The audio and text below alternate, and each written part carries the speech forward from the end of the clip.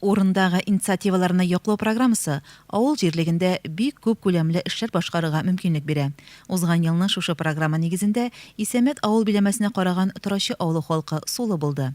Районның иң төпкөл авылы булуына карамастан, биредә зур авыллардагы кебек бөтен яшәү шартлары уңай хәл ителә. Юллар төзек, һәр йортка газ кергән. 40 ел элек салынган су торбалары гына еш тишелеп, авыл халкын сусыз яфалаган.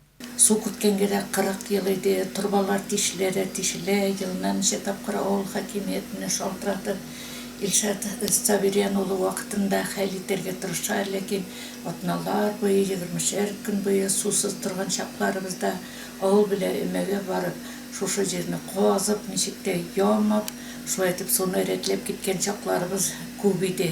Һәм менә үткән елны инде 2021дә авыл хакимияте тарафыннан иң алда аның инициативасы белән ителде, инде без сезнең нәрсәгә җәфаланганыгызны беләбез, һәм менә әйдәгез бергәләп решать итәбез шушы мәсьәләне дигәч инде, без шул тиклем риза булып каршы алдык бу эшне. Узган елны әлеге проблема авыл мәдәният йортында оештырылган гомум җыелышта күтәрелеп, халык тарафыннан бер тавыштан хуплау алган. Инициатива төркеме сайланган. Матди яктан торачылар үзләре генә түгел, шушы авылда туып читтә яшәүче авылдашлар да, шул ук вакытта Урожай токымчылык заводы җәмгыяте дә зур ярдәм кулы сузган.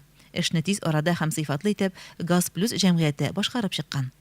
Менә быел безнең авылда бер генә кешенең дә урамга чыгып су алганы юк. Урамдагы колонканы менә безнең капка төбендә берне калдырдык.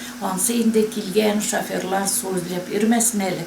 Илшат Сабирянович, әйдәгез калдырыйк әле колонканы дигәч инде менә 1-2 колонканы калдырды тышта инде. Ансы килгән кешеләр өчен. Булай бар өйдә дә менә шул тиклем менә рәттән кирип карасагыз, җылы суы, салкын суы, һәр күпләрдә душ әйбик, унитазы, кир юу машиналары, шул тиклем халык менә шын кемнән кирип сорасагыз да шул тиклем теге күңел тынычлыгы белән матур итеп яши Торачы авылы. Соңгы елларда районда халыкның тормыш рәвешен яхшыртуга юнәлдерелгән урындагы инициативаларны яклау программасы уңышлы эшли.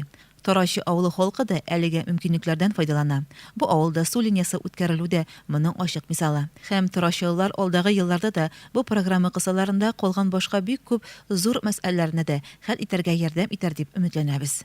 Айгөл Муллаянова, Илеш телерадиокомпаниясе.